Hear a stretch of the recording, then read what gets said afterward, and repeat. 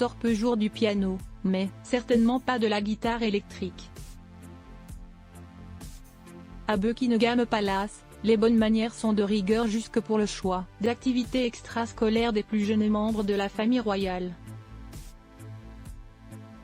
Mais c'était sans compter sur Kate Middleton et le prince William qui s'efforcent de donner l'éducation la plus normale possible à leurs enfants George, Charlotte et Louis.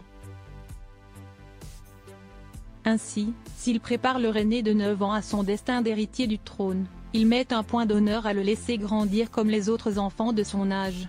J'ai discuté avec le professeur de musique du prince George, à l'époque où George était scolarisé à Saint Thomas Battersea, et il m'a raconté à quel point George aimait la guitare électrique, raconte Tom Quinn, expert de la monarchie britannique, lors d'un entretien accordé à Gala.fr.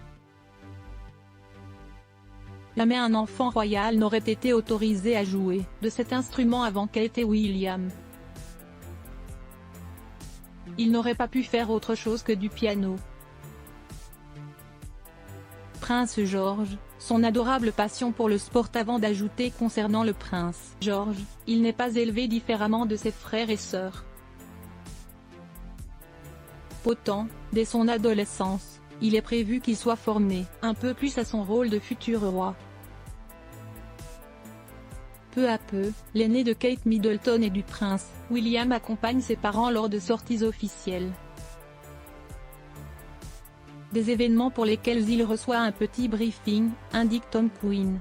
Avant de s'installer en tribune, comme à Wimbledon, Kate se contente de lui dire « Nous allons être un peu exposés pendant quelques heures, beaucoup de gens vont nous regarder, alors sois sage, mais rien de plus », poursuit l'expert de la famille royale. Une éducation bien loin de celle qu'a pu recevoir Charles III, qui n'a jamais eu le droit d'être un enfant. S'il est difficile de parler de normalité quand on vit dans un palace, Tom Quinn souligne concernant la duchesse de Cambridge, ce qui est normal en revanche, c'est la relation qu'elle entretient avec ses enfants. Crédit photo, agence Best Images.